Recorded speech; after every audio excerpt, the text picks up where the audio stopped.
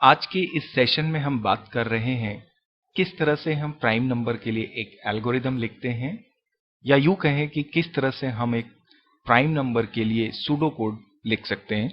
दोस्तों, मैं संजय, स्वागत है आपका मेरे चैनल टेक टिप नाउ में। चलिए देखते हैं किस तरह से प्राइम नंबर को चेक करने के लिए हम किसी एल्गोरिदम या सूडो कोड को लिख सकते हैं।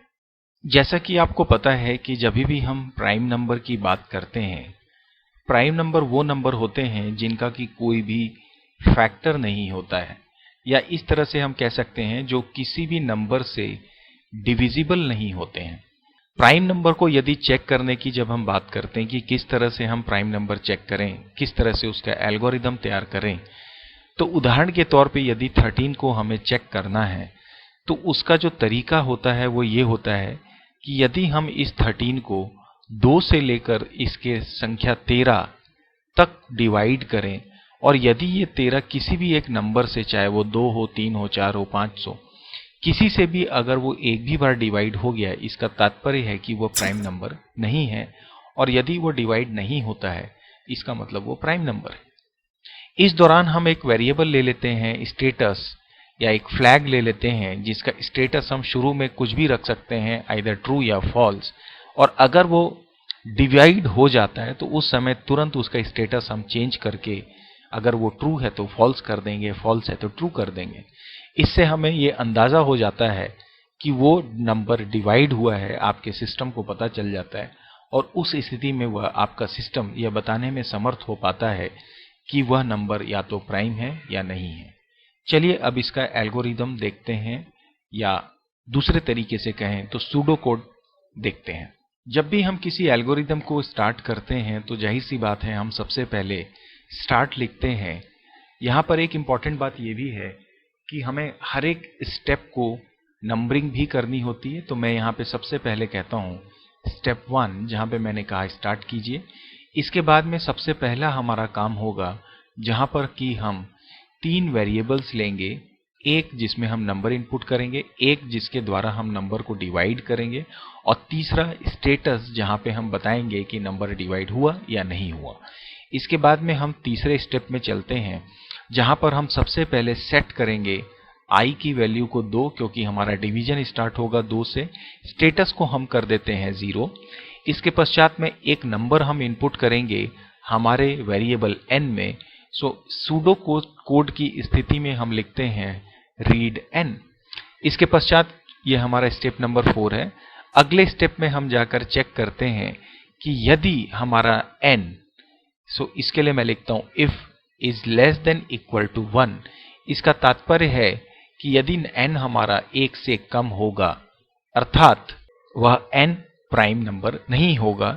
इसलिए इस स्टेप में इसके अंतर्गत जाके, चूंकि ये नेस्टेड स्टेटमेंट है, तो हम लिख सकते हैं, चूंकि ये स्टेप नंबर 5 है तो मैं यहां लिखता हूं 5.1 में प्रिंट करिए ये नंबर प्राइम नहीं है।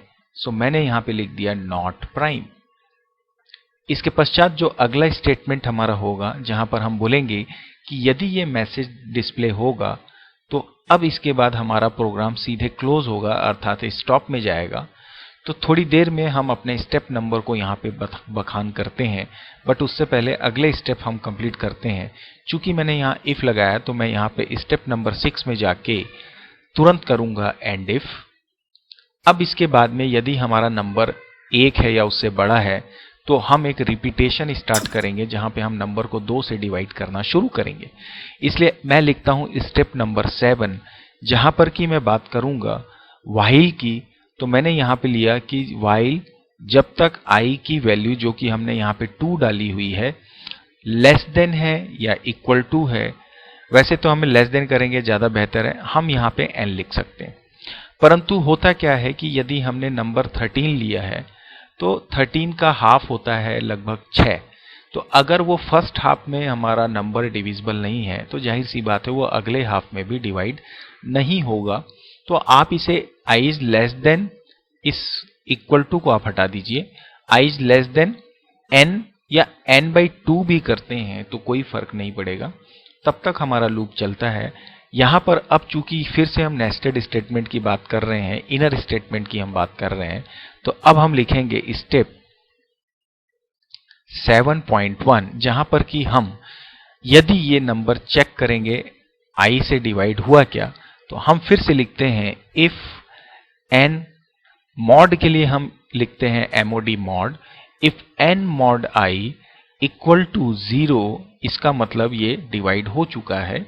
इसका मतलब हम फिर से जाएंगे अंदर और यहां पर हम लिखते हैं स्टेप 7.1.1, जहां पर कि हम स्टेटस की वैल्यू को अब 0 से बदलकर क्या कर देंगे, 1 कर देंगे। आप देखिए हमने यहाँ s इक्वल टू 0 किया हुआ है।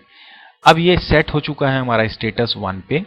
अगला स्टेटमेंट जो होगा हमारा, उसमें हम लिखेंगे 7.1.2 में, इसके पश्चात अब हम इस लूप से बाहर आएंगे। कौन से स्टेप में आगे चल के देखते हैं।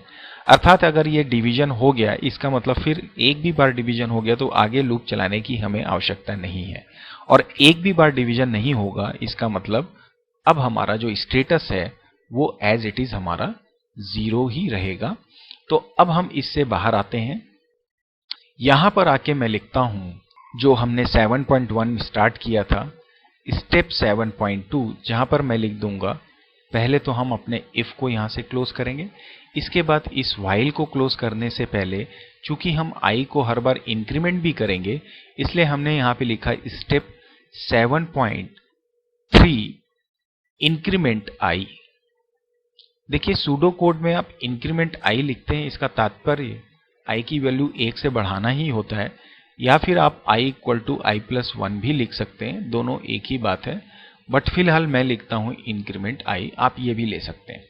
इसके पश्चात में अब हम आ जाएंगे अपने स्टेप नंबर 8 में, जहां पे कि हम हमारे व्हाइल लूप को क्लोज करेंगे। सो मैं यहां पे लिखता हूं एंड व्हाइल।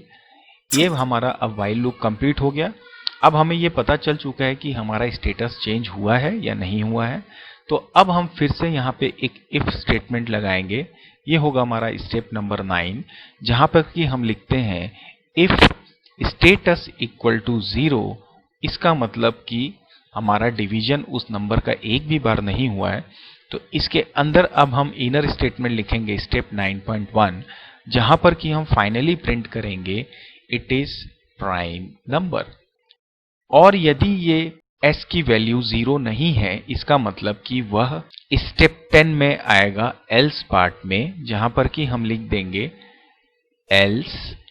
और अब हम लिखेंगे स्टेप 10.1, जहां पर कि हम प्रिंट करेंगे नॉट अ प्राइम नंबर। सो हम बोल सकते हैं नॉट अ प्राइम नंबर। सो मैं डायरेक्ट लिखता हूं नॉट प्राइम नंबर। माफ कीजिए, ये सेमी कॉलन हम यहां नहीं रहेंगे। अब इसके पश्चात हमारा तकरीबन पूरा का पूरा एल्गोरिदम तैयार है। अब इसके पश्चात सबसे पहले हम इस इफ को क्लोज करेंगे।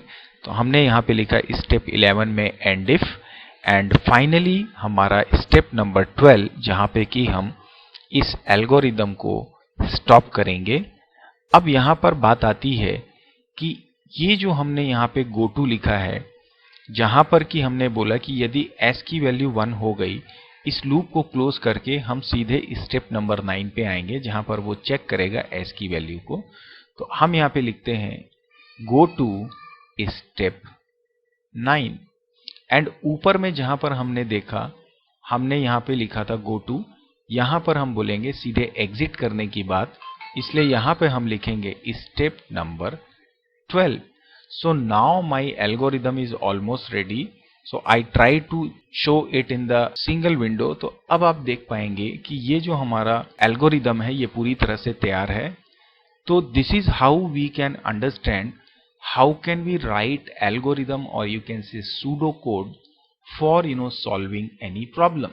So now I guess, I hope that you will be able to write algorithm for any program, or you can say any problem.